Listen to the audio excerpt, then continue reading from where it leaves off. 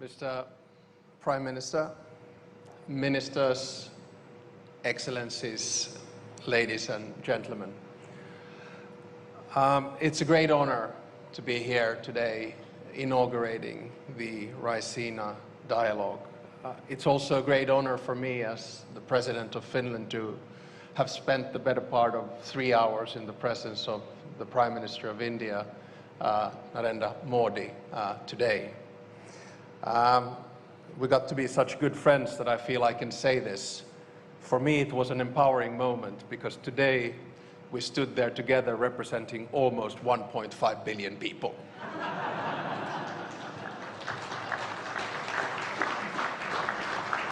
And I'm sorry the speech is going to go only downhill from here.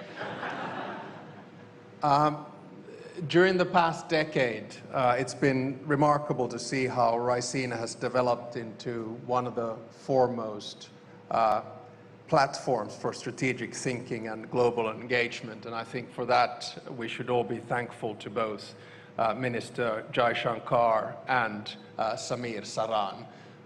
The fact that you've been able to do this in 11 years and gather such a distinguished group with some flight problems getting here, I think is remarkable. So congratulations for that.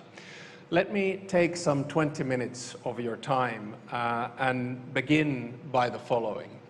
I think we human beings make 3 mistakes.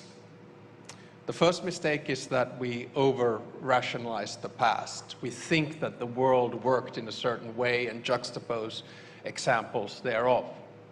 The second mistake we make is that we over-dramatize the present. And when we do these 2 mistakes, the problem is that we end up underestimating the future. And I'll try to avoid that today. But the problem is that us nerds of international relations, we quite often draw parallels between the past and the present, sometimes to make convincing sounding predictions, and sometimes just to make the case that the world was more orderly and much better in the good old days. At the same time, we get quite het up about things that we see around us, as if the world has never experienced crisis of the scale that we are presently facing. I was reminded of this lately when, over the holidays, I read the biography of U Thant, former Secretary General of the UN, first Asian one. The book was called The Peacemaker. And I just drew the conclusion that, at least having read that, the number of global crises is actually fairly constant.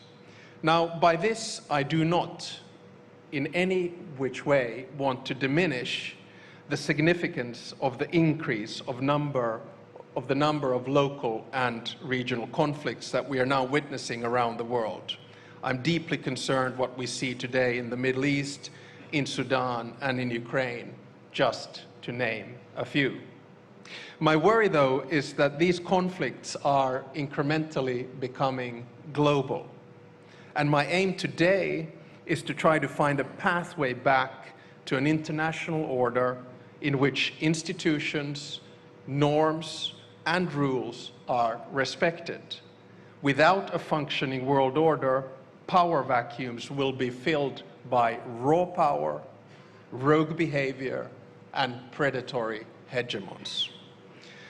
So today we hear assessments that the rules-based world order is dead, that a wrecking ball is destroying all of the international institutions and rules that have been built since World War II, and that the rupture of the old system is inevitable. Sure, we're living through a major challenge in world politics. Sure, the old order is being challenged, questioned, and attacked. But I would argue against a binary, everything is lost kind of a view. I think the reality is actually much more complex. I really liked Mark Carney's speech in Davos, and Mark was here on a visit as well a few weeks back. And I sort of want to build on his speech here today. But instead of only describing what is presently wrong of the global order, or disorder as the case might be, or longing back to the good old days, I think we should set our sights on the future. We should strive to provide concrete normative proposals on how to fix the global order and make it work better for all. That is not idealism, but it is motivated by interests and realism. Now, you'll know that we Finns are often described as being cool, calm, and collected. And I see at least 2 former Swedish prime ministers and a former Danish prime minister in the audience, and you can ask them, I'm sure they will agree. Now, when the going gets tough, a Finn goes in the sauna and takes an ice bath. We consider it a good way to clear the mind, take a breather, and try to understand what is going on in the world. And that's what I'll try to do today. Not in the sauna or the ice bath, but here from the podium. I think this goes quite well with the theme of this year's Raisina Dialogue, Sanskara, assertion, accommodation, and advancement, just like the chairman just noted. I think we have to sit down during these 3 days, take the world as it is, and make the best out of it in a dignified manner. So today I will kick off the Raisina Dialogue by focusing on 2 things. First, I will attempt to identify the problem. So what's wrong with the world order today? And second, I will try to outline a number of possible concrete solutions for the future, which you can then tear apart in your dialogue. In both of these parts, I will reflect on India and what India teaches the world. It's an attempt by someone who's been born and bred into the Western dominated liberal world order to understand how the world is really changing and be open about it. My thesis is very simple. I believe that the global South will decide what the next world order will look like. And India, as a major power, will be a major, or if not the force in deciding whether the world will tilt towards conflictual multipolarity characterized by deals, transactions, and spheres of interest, or whether the world will tilt towards a new cooperative, fair, and representative multilateral world order based on international institutions, rules, and norms. The policy choices that India and other key powers make truly matter in this time of transition. They will set the direction of the future. Let me begin by stating the obvious. The world is changing, much like it did after World War I, World War II, and the Cold War. It'll take a few days to settle, but only 2 things are sure. One, there are more players who have agency than they were after World War I or World War II, or indeed the Cold War. And number 2, the starting point for a new settlement is different from 1918, 1945, and 1989.